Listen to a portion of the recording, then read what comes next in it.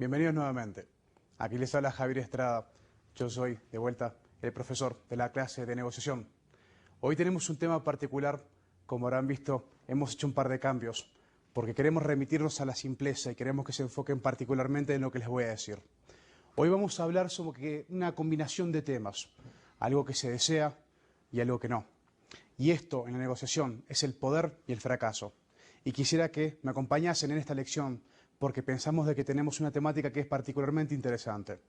Ambos son efecto y son causante de muchas emociones, son causante de una reacción muy fuerte en los negociadores y ambos provocan mucho efecto al cual deseamos o al cual rechazamos.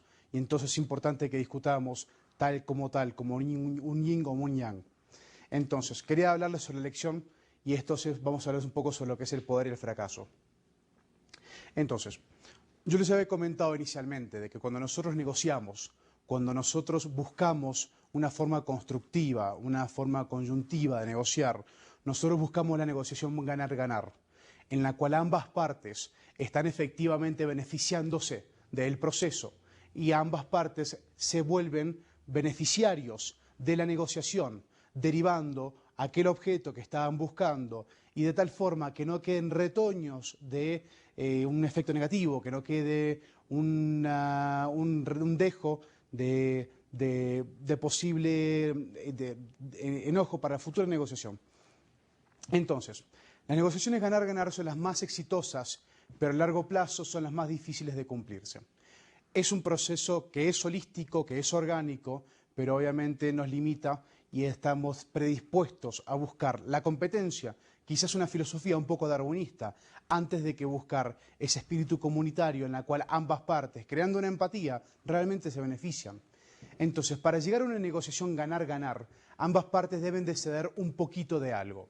Deben de ceder porque al fin y al cabo estamos hablando sobre productos o sobre servicios o objetos de negociación que son bienes finitos. Y entonces ambas partes tienen que estar dispuestas o dispuestos a ofrecer un intercambio en el cual estarían entonces en condición de ofrecer algo que a aquellos no les resulta quizás primario en su lista de necesidades o deseos, en cambio de esa interacción más fluida. Entonces, ambas partes deben de entender qué está detrás de la postura del otro, o sea, cuál es el interés. Ambas partes tienen que estar en comprensión o en absoluta disposición a comprender qué es lo que la otra parte está buscando y entonces así llegar a un mutuo entendimiento. Entonces, en la próxima ficha, nosotros decimos de que obviamente lo que es el proceso de ganar-ganar es un proceso que es deseable. Es una teoría que suena simple, pero al mismo tiempo es complicado de lograrse. Nosotros no contamos con las herramientas cuando nos iniciamos en el mundo de la negociación como para poder llegar a ese mutuo entendimiento de ganar-ganar sin que queden dejos para un proceso futuro, un proceso que crea aún mayor decadencia. Y entonces es importante entender cuál es el efecto del poder en la negociación. Entonces, ¿cómo llegar a obtener una negociación ganar-ganar? Que es al fin y al cabo lo que estamos buscando. Bueno, sobre todo cuando una negociación de dos partes, una tiene un mayor poder sobre la otra. Es decir, existe un desbalance de poder. Al momento que ambas partes entran en una negociación donde existe un conflicto, es virtualmente imposible que se cree un estado en el cual ambas partes tengan el mismo nivel de poder. Simplemente porque hemos determinado en lecciones anteriores de que existen varios tipos de poder. Poder de legitimidad, por ejemplo, poder de autenticidad, poder de adaptarse a las condiciones, poder de delegar, poder de ofrecer alternativas, poder de pensar lateralmente, poder de información. Y entonces, esos tipos de poderes que se amalgaman en uno o que se amalgaman en grosso modo como una definición de poder, crean un desbalance de poder en cualquier negociación. Entonces, ¿cómo hacer un balance de poder? ¿Cómo lograr una negociación que efectivamente implicaría de que durante ese periodo de resolución se ha llegado a un punto en las cuales ambas partes están efectivamente comprometidos con el proceso y entonces existe un poder relativo, congruente, paralelo dentro de los parámetros establecidos por la negociación. Entonces, después de entender cuáles son los factores que afectan la negociación de cada una de las partes, debemos nosotros poner en ambos lados de la balanza los poderes de la negociación y analizar qué está haciendo la contraparte y qué está haciendo nuestra negociación para que no sea exitosa. El simple hecho de que la negociación esté continuando la califica como no exitosa si nosotros tomamos parámetros absolutos. Si nosotros, sin embargo, estamos dispuestos a tomar los beneficios relativos de la negociación, ya sea el avance de las relaciones, que se establezcan nuevos canales de negociación, entonces sí, podemos determinar de que se están logrando o que se están alcanzando ciertos beneficios en ella. Pero si el efecto, si el punto que realmente determina el blanco y negro, el sí o el no de una negociación, es el hecho de que se llegue a una resolución y a un cierre, el hecho es que todavía continúe la negociación, eso simplemente implica de que no se ha llegado a un beneficio todavía, y eso es lo que nosotros buscamos. Entonces, en la siguiente ficha, ¿qué da poder en una negociación? Solamente para refrescarles un poco la mente, para que tengan un poco las ideas en claro. Y esto no es una lista exhaustiva, por supuesto. Así que tengan en mente que nosotros no le estamos ofreciendo un proceso que sea absolutista. Entonces, lo único que estamos ofreciéndole es una lista de ideas que le pueden a ustedes inspirar a pensar en lo que puede causar o le puede otorgar o poder a una parte o a la otra. Uno de los puntos iniciales es información. Yo les he dicho varias veces en las lecciones anteriores, uno de los aspectos de que determina el resultado de una guerra hoy en día no es las armas, no es la capacidad bélica sobre la contraparte, es la negociación y es la información. Es la habilidad de conocer aquello que la contraparte no tiene conocimiento sobre. Si nosotros logramos un nivel de información superior, tenemos una ventaja comparativa que puede efectivamente superponerse a cualquier otro beneficio o cualquier otra ventaja que tengamos nosotros o que tenga la contraparte. El poder de la información, el poder de conocer, haber investigado, haberse preparado de tal forma que hasta conocer las debilidades de uno mismo puede facilitarnos la ventaja comparativa en la negociación. Los estándares. Bueno, a veces trabajamos con parámetros específicos, pero obviamente nosotros vivimos en culturas de que sin ser homogéneas, dentro de ciertos marcos de referencia se establecen parámetros que toman cierta preponderancia sobre otros. En nuestras culturas, por ejemplo, el ser de cierta raza, de cierta etnia, de ser de cierto género, de cierta edad, de cierto nivel socioeconómico, atribuye un poder que representa un estándar, que representa un parámetro. Y eso es lo que nosotros tenemos que contemplarlo. Nosotros estamos pendientes de que existe ese desbalance de poder, pero muchas veces en condición subliminal.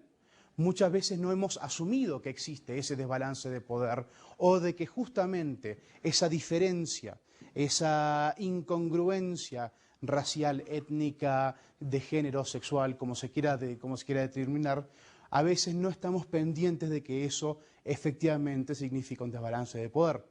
Es importante entonces que nosotros lo hagamos explícito esa información para así entonces poder proceder más efectivamente.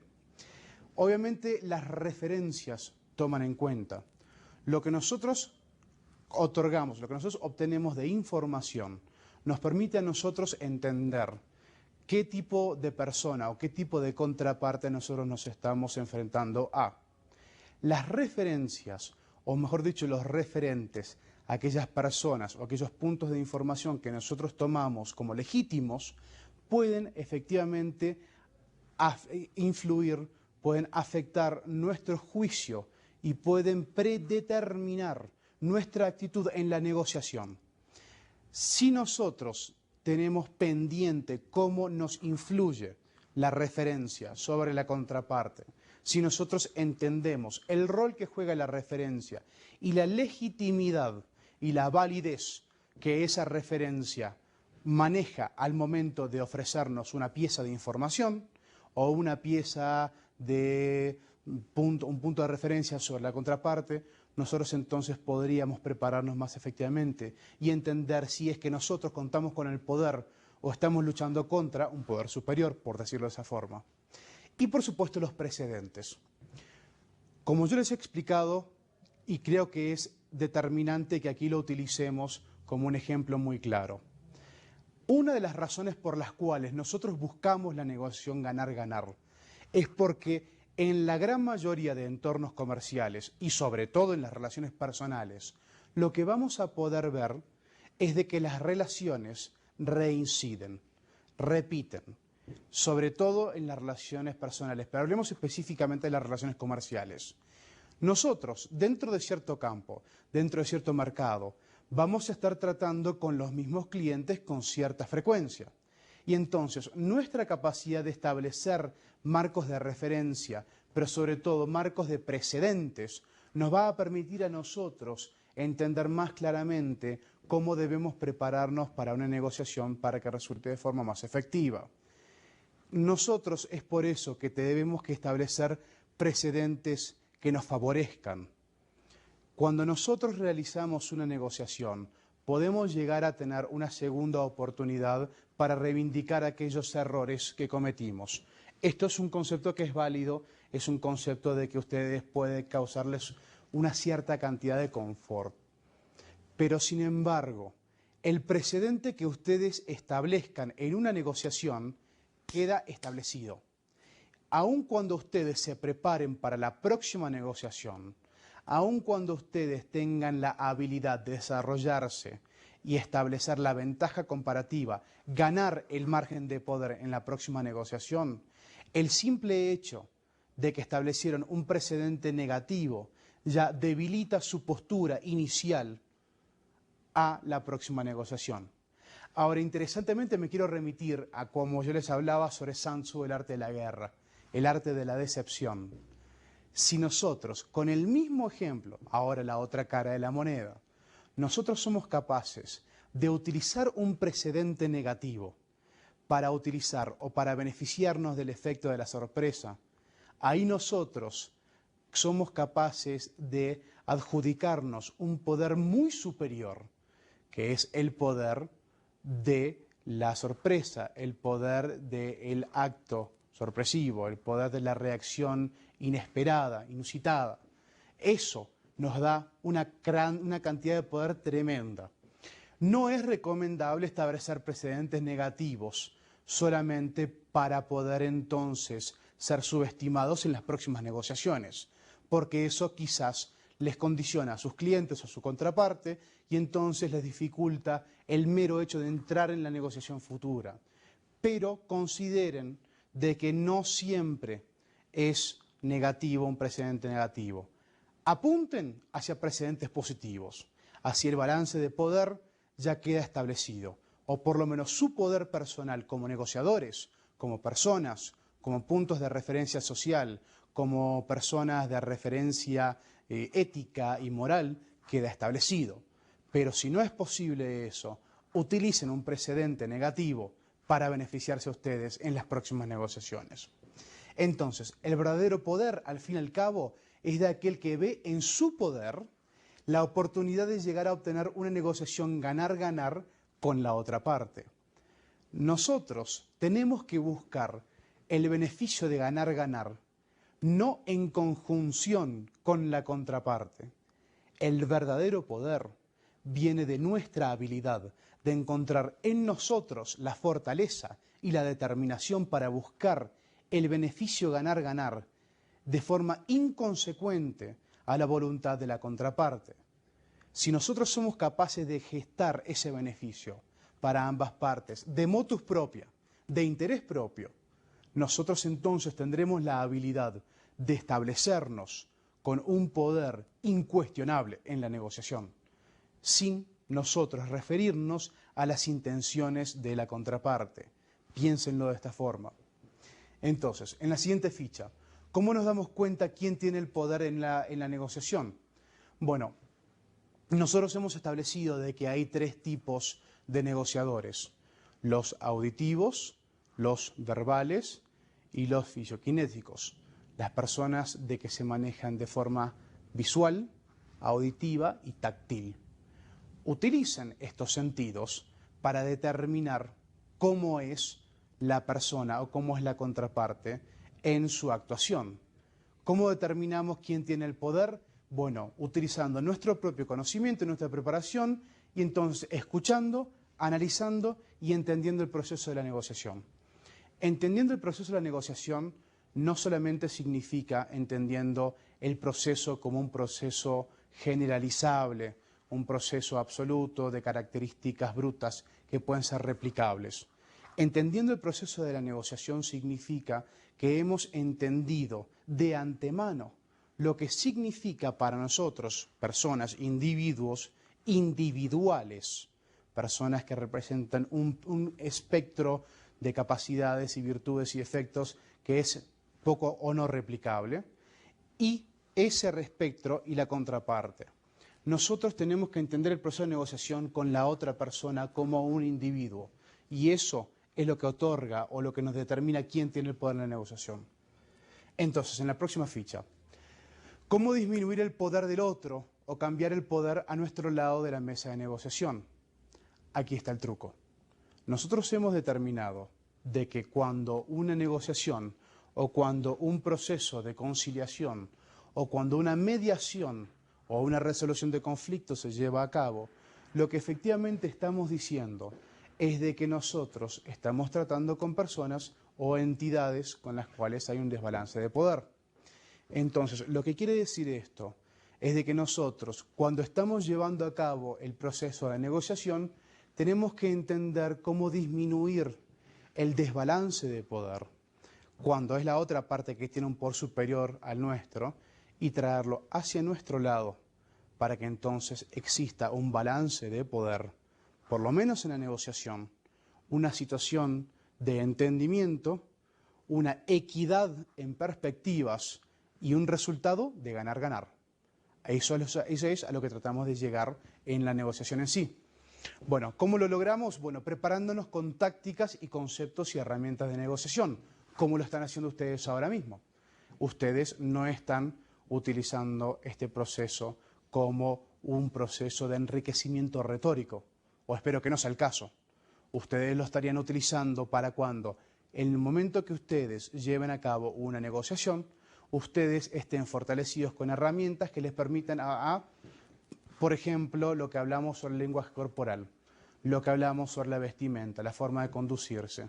Estos son pequeños conocimientos, pequeñas perlas de sabiduría que le permite a usted formarse y, sobre todo, postularse como un negociador y como una persona que ya empieza la negociación con un cierto nivel de poder.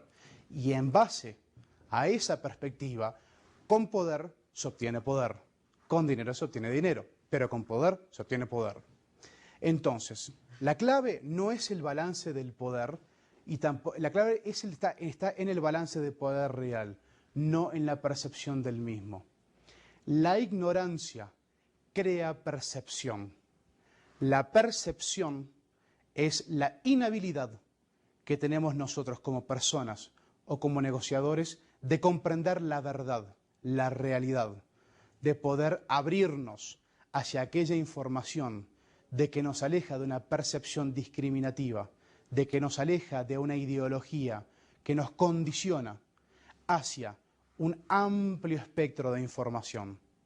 Si nosotros justamente entendemos de que hay un balance de poder y entendemos exactamente dónde está ese balance de poder, nosotros de esa forma podríamos más directamente entender cómo nosotros podemos reciprocarnos hacia él. Es muy difícil para nosotros poder trabajar en una condición de ignorancia, en la cual estamos basando nuestras decisiones en la negociación en base a nuestras percepciones, en base a nuestras ideas preconcebidas, y no lo que realmente sabemos porque lo hemos investigado, porque lo hemos negociado y porque realmente conocemos sobre la situación de negociación en la cual nos encontramos. Entonces, en la siguiente ficha, aquí tenemos una fórmula que es muy interesante y creo que ustedes le presten atención. No espero que se la memoricen, pero sí quiero que la consideren, porque si ustedes me preguntan cómo determinamos el balance de poder, por más que no sea un proceso que sea empírico y fácilmente cuantificable, existe una fórmula que nos permite entender cómo sería la distribución del balance de poder. Y entonces, el balance de poder es de esta forma. Existe el balance de poder es igual a PA1, ahora yo les explico qué quiere decir esto, PA1 menos PB1, segunda parte de la fórmula, más PA2, tercera parte de la fórmula, menos PB2. Entonces, ¿qué significa esto? Primero de todo, cuando nosotros hablamos del balance de poder como una fórmula, decimos que PA1 es el poder de persona A al inicio del proceso de negociación, en el punto 1. Esto decimos punto 1 o al inicio en un punto determinado. Obviamente nosotros para entender cómo ha sido la fluctuación del poder tenemos que tomar dos puntos de referencia. Entonces, si ustedes han podido determinar esto, pueden determinar de que PB1 es PA1 menos PB1, el poder de la persona 2 o de la persona B al inicio de la negociación. El siguiente punto es más persona A2, ya cuando ha habido una transición desde el punto 1 al punto 2. Aquí hay un elemento temporal, obviamente. Y el segundo punto es PB1, el poder de la persona número 2, menos el punto de balance, el punto subsiguiente.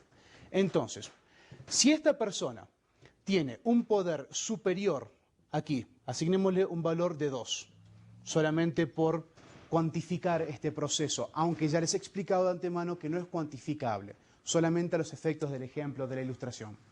Si esta persona tiene un poder de 2 y esta persona tiene un poder de 1 en este proceso de negociación, entonces hay un desbalance de poder en beneficio de la persona número 1.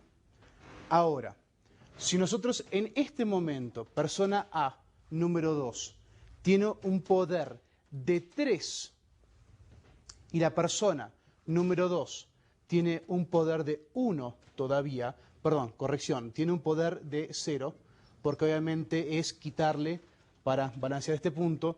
Entonces, obviamente, aquí tenemos 2 menos 1 es 1, más 3 menos 0 es 3. 1 más 3 es 4. El balance de poder es 4 en favor de la persona 1. Parece un proceso complicado, pero realmente es una forma de ponerlo gráfico. Ahí entonces no existe un balance de poder. El punto es llegar a 0. Si persona A tiene un poder de 2 y persona B tiene un poder, o digamos, persona A tiene un poder de 3 y persona B tiene un poder de 1, entonces, si los efectos finales es de que había una transición de 2 a 2, entonces el balance de poder termina siendo un proceso de 0. Y eso quiere decir de que 0 quiere decir un ecuánime, quiere decir un punto de referencia igual, en el cual no existe una persona que tenga más poder que la siguiente. Ahora, si por un momento pensamos en que el rol de una tercera parte que funja el papel de mediador, y nos remitimos a la lección anterior, es importante este rol, ya que esta tercera parte analizará objetivamente quién tiene más poder y cómo utilizar ese poder para llevar a cabo una negociación ganar-ganar. Nosotros aquí nos remitimos a lo que hablamos anteriormente.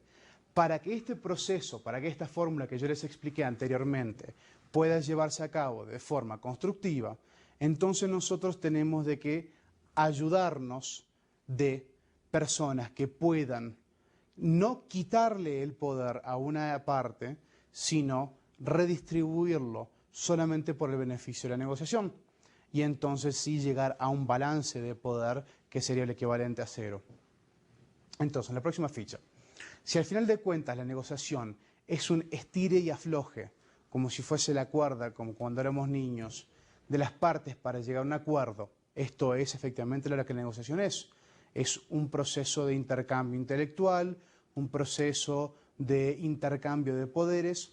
Y entonces este estire y afloje, que es la mejor forma de describirlo, podría ser más eficiente cuando estamos pensando en términos con un tercero.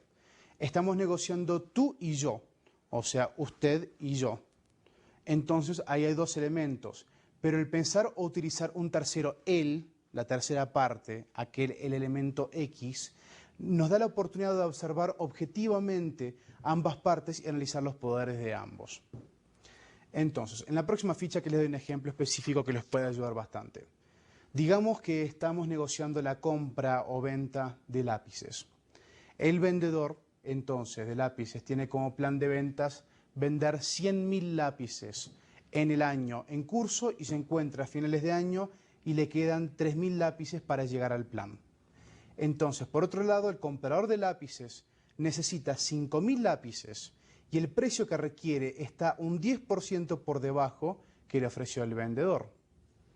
Permítame graficarles este ejemplo.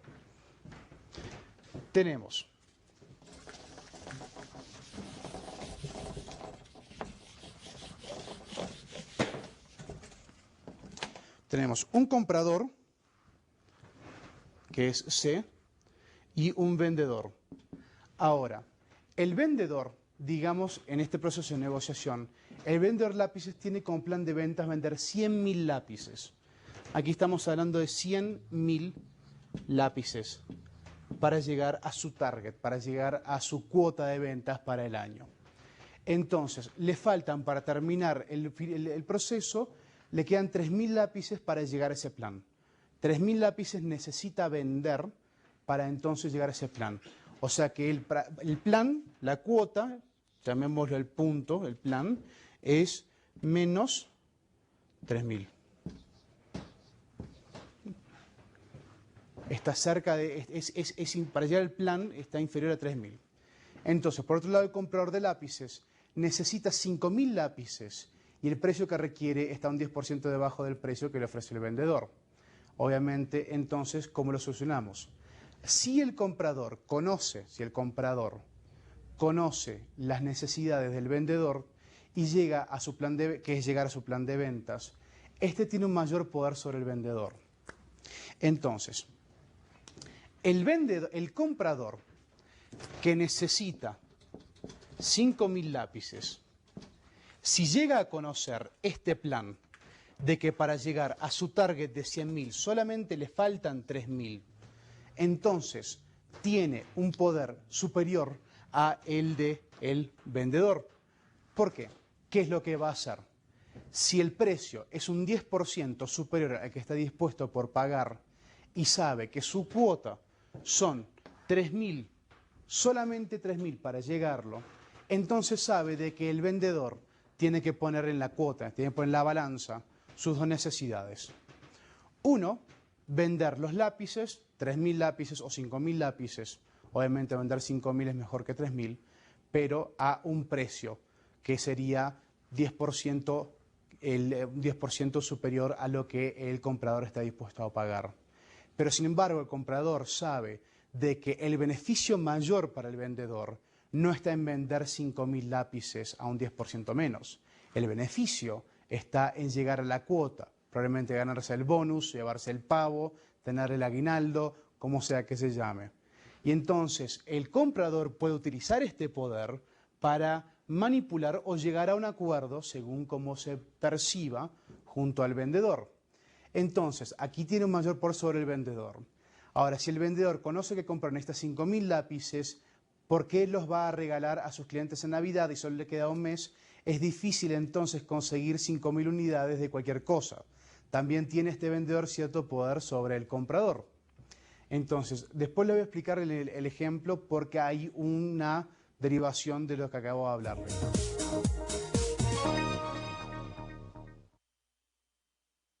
¿Cuáles son las conclusiones de toda esta perspectiva que hemos estado desarrollando del poder?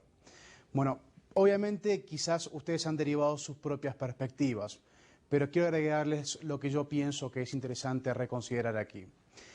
Si el comprador o el vendedor juegan el rol de una tercera persona, quizás puedan llegar a obtener más información de las partes y proponer una solución ganar-ganar. no es que sea repetitivo, pero es muy valioso, con un ejemplo como este, como les acabo de mostrar de los lápices, el recordar de que es importante y es particularmente útil en una negociación cuando nosotros somos capaces de ponernos en los pies de los mediadores, de aquella tercera persona que puede ofrecernos una solución objetiva. Ahora, quiero pasar un poco al siguiente punto, y yo creo que va a ser un punto particularmente valioso, y les voy a explicar por qué. ¿Qué pasa cuando no hay una situación de ganar-ganar? Porque hasta ahora hemos hablado sobre lo que es ganar, sobre cómo buscar ganar en una negociación, la importancia de obtener el beneficio, la importancia de obtener el resultado positivo hacia nosotros, la importancia de poder nosotros avanzar en el proceso de la negociación y entonces salir victoriosos, poder llegar a aquello que nos causa deseo, aquel objeto por el cual estamos negociando, que estamos luchando. ¿Qué pasa cuando una negociación no es una negociación que es complaciente a ambos bandos, que es una negociación competitiva? Por ende, cuando hay un ganador, hay un perdedor. Y la derrota es tan importante contemplarla como en cualquier otro aspecto o ángulo de lo que es la enseñanza de la negociación. Cuando nosotros hablamos de negociación como un proceso pedagógico. Y esto es justamente el próximo tema que quiero hablarles. Porque a ustedes, negociando, les prometo de que por lo menos una vez, aunque estadísticamente esté probado de que va a ser más veces que no, ustedes van a perder, van a salir derrotados cuando sea una negociación competitiva. Y entonces, este fantasma de la derrota, este fantasma del miedo a perder, es importante afrontarlo. Y es importante hablar de ello porque es una parte íntegra de la negociación. Perder, salir nosotros afectados y salir nosotros con el pedazo inferior de la torta es un proceso natural, es un proceso que se repite y es un proceso que es absolutamente necesario para convertirnos en buenos negociadores, en ganadores. Tenemos que aprender perdiendo primero de todo y aprender a perder no significa simplemente permitirnos perder y listo. Significa obtener todo el beneficio que significa perder y utilizarlo como lección, como aprendizaje y continuar en base.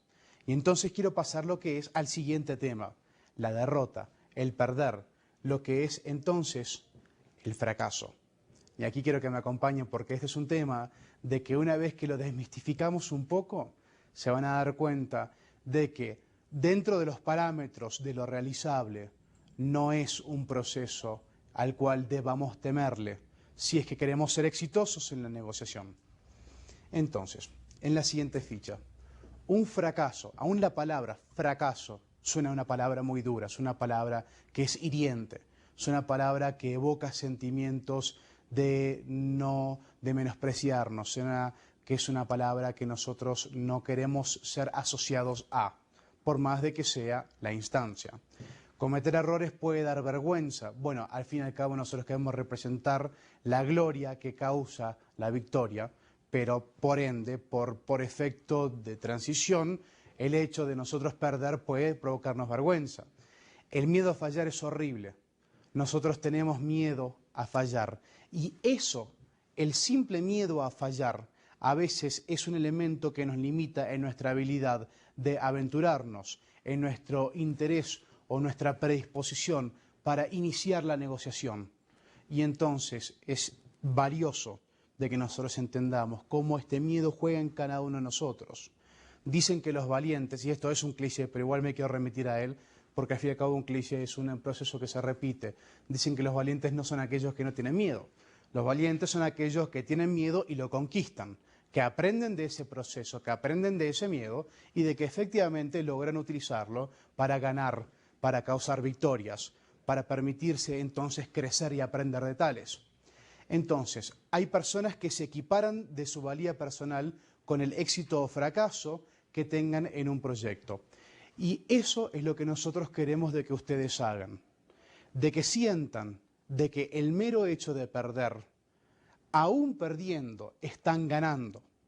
Si ustedes son capaces de pensar lateralmente, abrirse hacia los parámetros posmodernos, abrirse hacia perspectivas que sean quizás un poco menos estructuradas, ustedes se pueden dar cuenta de que tendrían entonces la habilidad de utilizar el aprendizaje para construirse como una ganancia del proceso.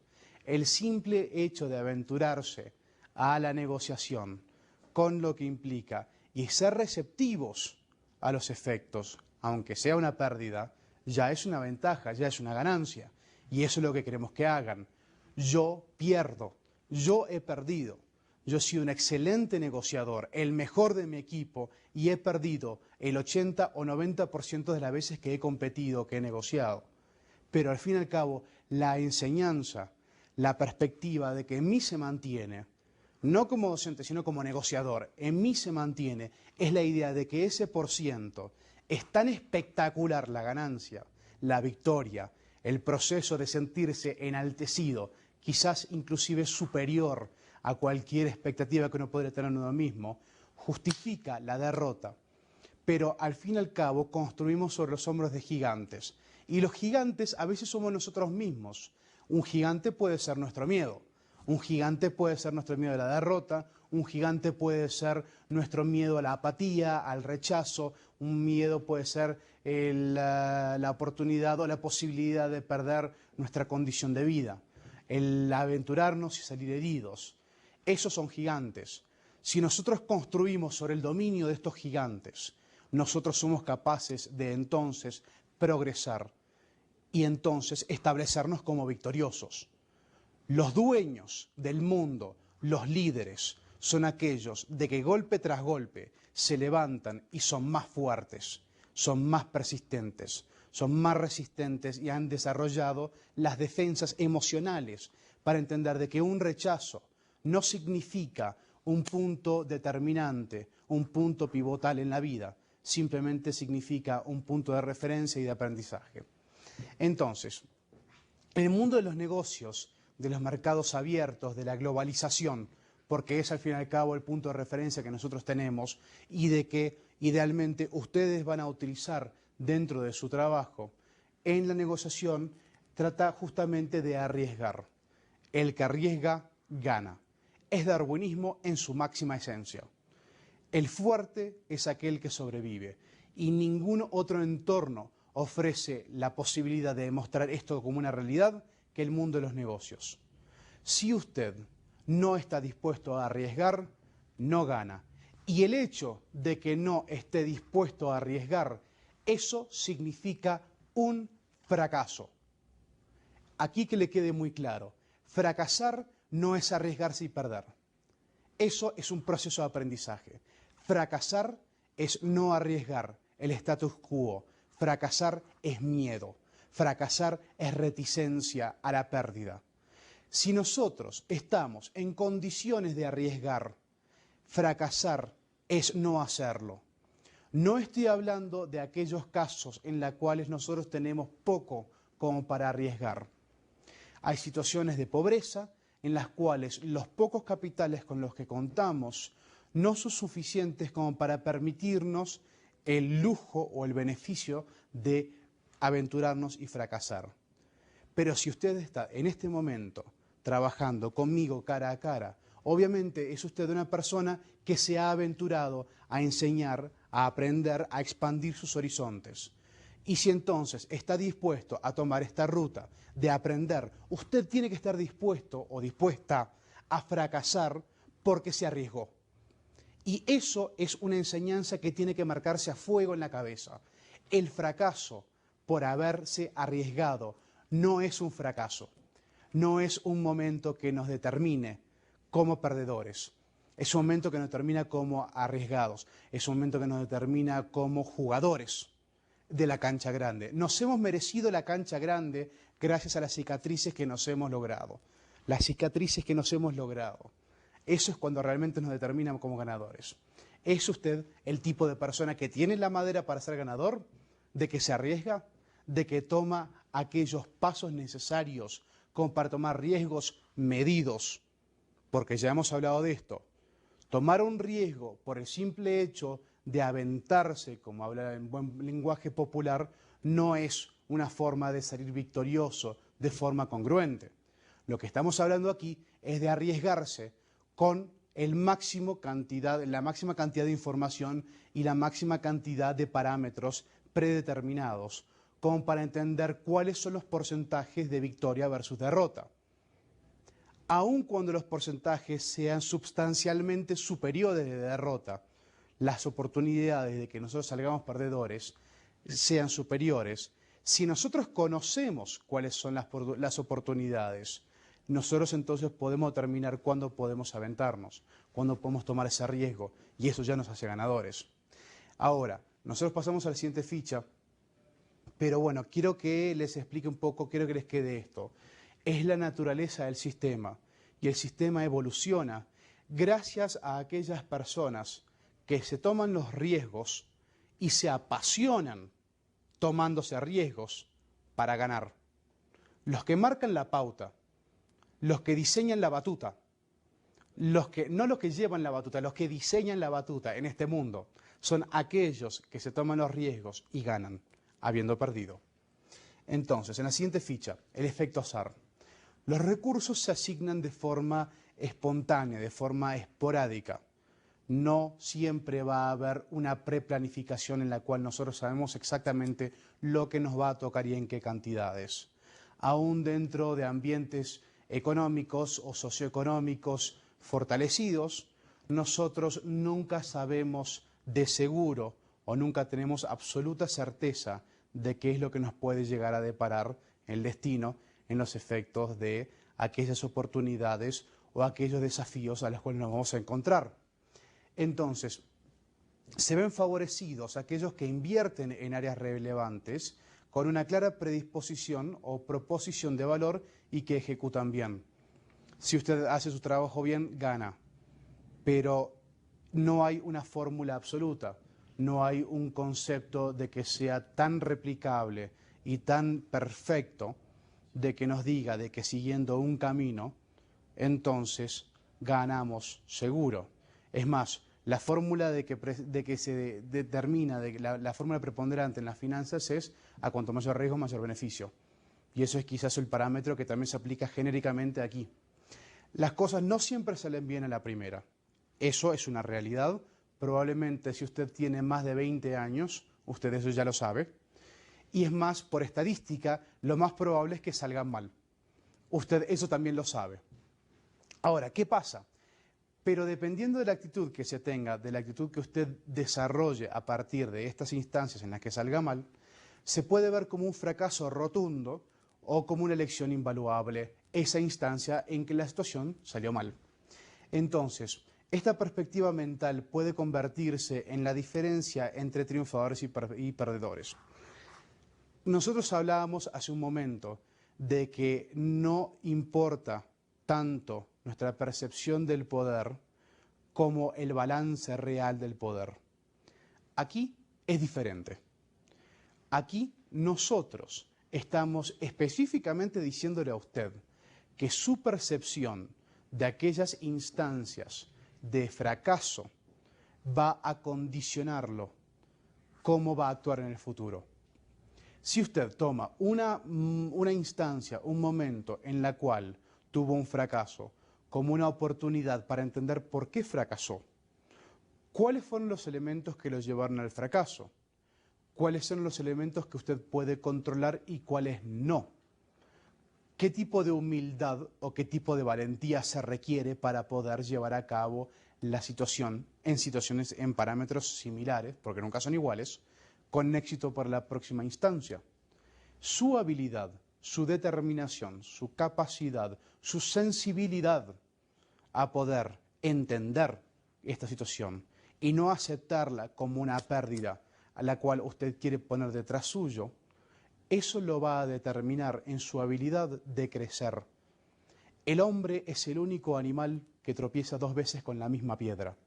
Ahora, esta es una perspectiva que yo he escuchado un par de veces, mi abuela me la contaba, no sé si será real. El hecho es de que suena muy bien.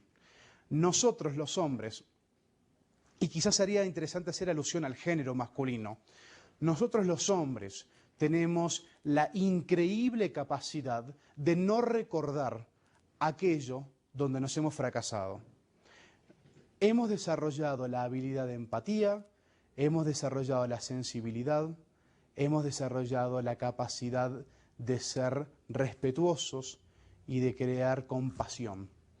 Pero es increíble de que el único instinto animal de autopreservación que nos diferencia del mundo animal, que no hemos heredado o puesto en práctica de forma que deberíamos, es la habilidad de aprender de nuestros errores. Es la habilidad de asimilar las enseñanzas de aquellos errores que cometemos para poder construirnos en el futuro. Ahora, dicen que hay 3 tipos de personas en el mundo, dicen que hay 3 tipos de personas en la vida. Depende de usted y su perspectiva con respecto al fracaso, que es cómo se va a sentir. Y aquí se los voy a poner de forma un poco más gráfica, porque quizás les va a ayudar un poco a entender a lo que me refiero. Entonces, existen 3 tipos de personas en este mundo. Existen los tontos. Primer grupo de personas. Existen también los inteligentes.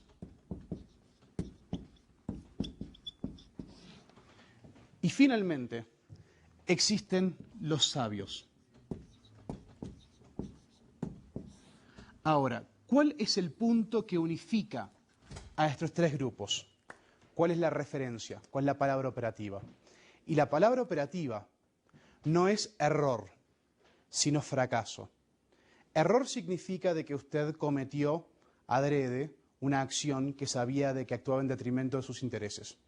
Un fracaso significa de que usted tomó una acción dentro de los parámetros, dentro de sus mejores intereses, y aún así fracasó. Significa de que usted no obtuvo los resultados que buscaba. Ahora, ¿cómo podemos llegar a calificar, o cómo puedo permitirme el gusto de calificar a las personas en el mundo dentro de sus caracteres individuales y únicos, dentro de estos 3 tipos de grupos? Es muy simple. ¿Cómo se relacionan al fracaso? Los tontos son aquellos que componen desafortunadamente gran parte de la humanidad. Son aquellos de que cometen el mismo error y de esa forma fracasan vuelta y vuelta y vuelta, con los parámetros similares, con las mismas lecciones aprendidas de mala forma o sin lecciones aprendidas.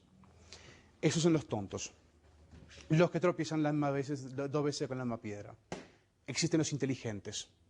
Los inteligentes son aquellos a los cuales nosotros aspiramos ser, los cuales que fungen como el ideal del ser humano. Son aquellos de que tienen la capacidad o que tienen la determinación o la autodeterminación y la suficiencia como para poder entender cuáles son los errores que cometen, aprender de ellos, desglosarlos como experiencias y de esa forma no volver a cometerlos. Aunque los parámetros cambien, entienden cómo pueden suscitarse situaciones de que le capaciten o que le fuercen a utilizar los aprendizajes de los errores pasados para construirse, para refortalecerse, para redeterminarse.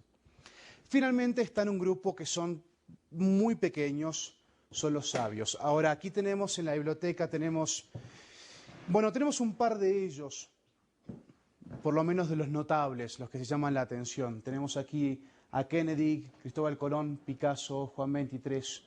Entonces, los sabios son aquellos de que tienen la habilidad de aprender de los errores de otros para no cometerlos ellos mismos. Esto es un concepto quizás un poco idealista además, y yo les explico por qué. Porque cada uno vive el error y el fracaso de forma muy personal. Cada situación es única, es intrínsecamente particular al ser humano que comete el fracaso, al ser humano que lleva a cabo la acción con acciones indeseables, con resultados indeseables. Este sabio es aquel que supuestamente tiene la habilidad de aprender de los errores de los otros. Mi recomendación hacia usted es que no se convierta en este. Y le explico por qué. Porque si usted aprende de los errores de otras personas, las vivencias nunca van a ser propias. Las vivencias nunca van a ser suyas. Las cicatrices no van a poder amoldarlo a usted como persona.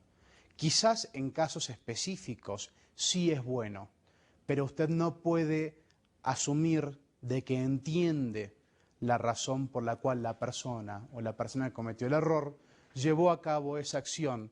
Y entonces usted no puede presumir de entender qué es aquello que significó un fracaso. Y entonces, ¿qué es aquello que usted no tiene que hacer para que no se vuelva a suscitar? Y entonces, ¿por qué justamente yo les remarco a estos libros? Yo quiero decirles justamente que es interesante. Usted fíjese en Napoleón, en Galileo, en Akenatón, en Picasso, en Cristóbal Colón. Y son personas de que si fuese yo a calificarlos, y aquí estoy dispuesto a escuchar debate, no los calificaría como tontos, pero tampoco los calificaría como sabios. Han sido personas que se han vuelto grandes.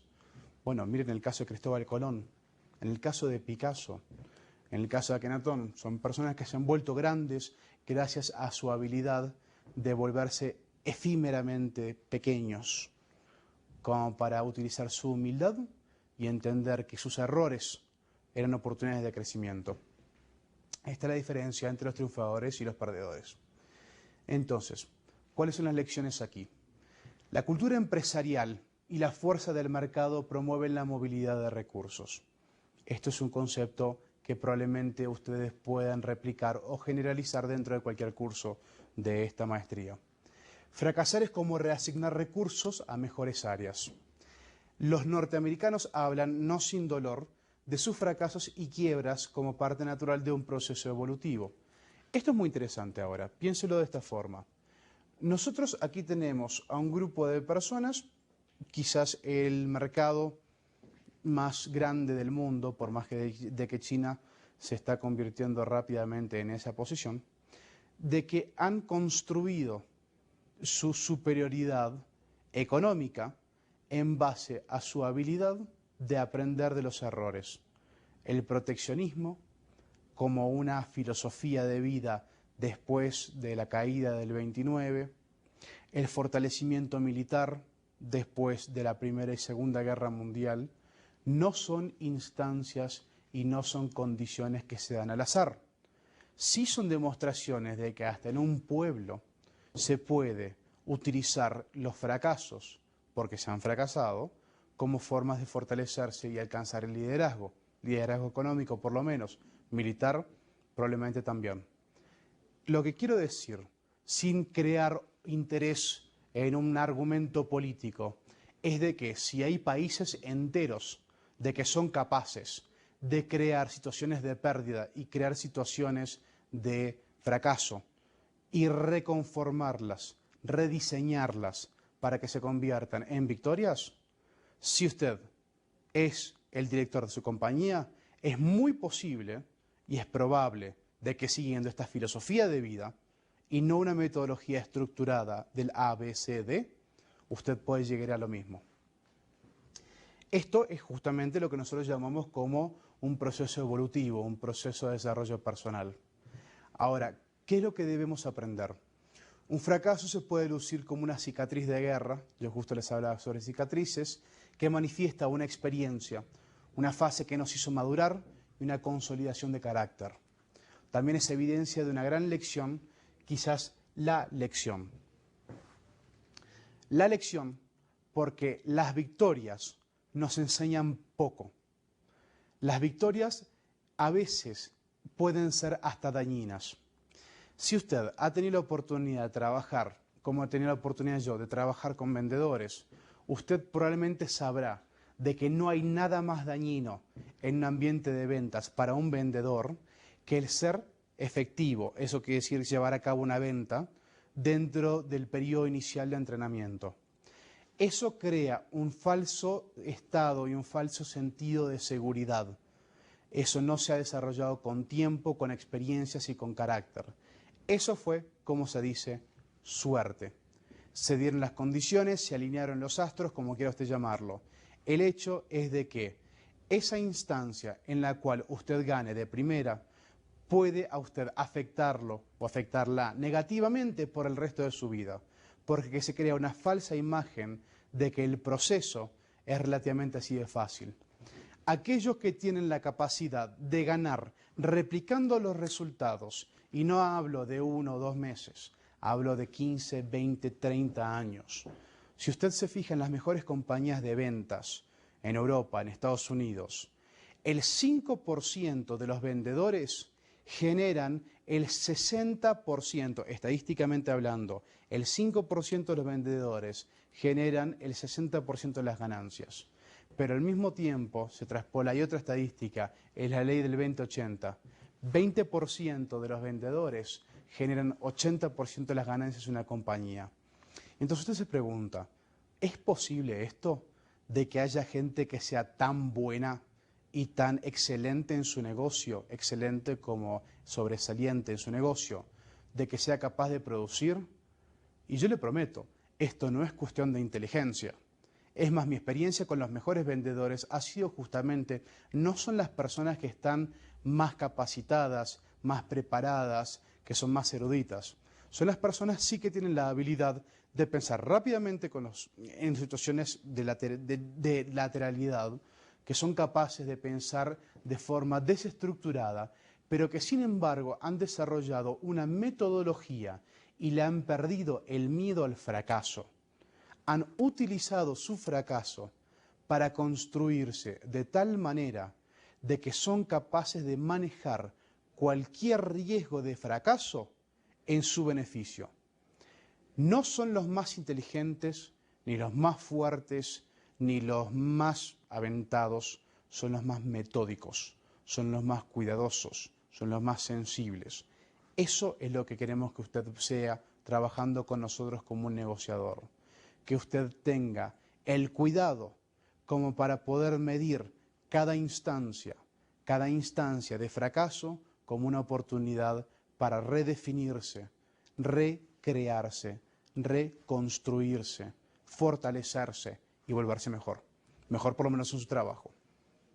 Al final, en el largo plazo, se le pega a algo muy parecido a lo que consistentemente se le tira. La puntería no es un arte que se nace con, es un arte que se aprende. La diferencia entre un gran fotógrafo y un excelente fotógrafo son 1000 fotos. Piénselo. Hasta la próxima lección.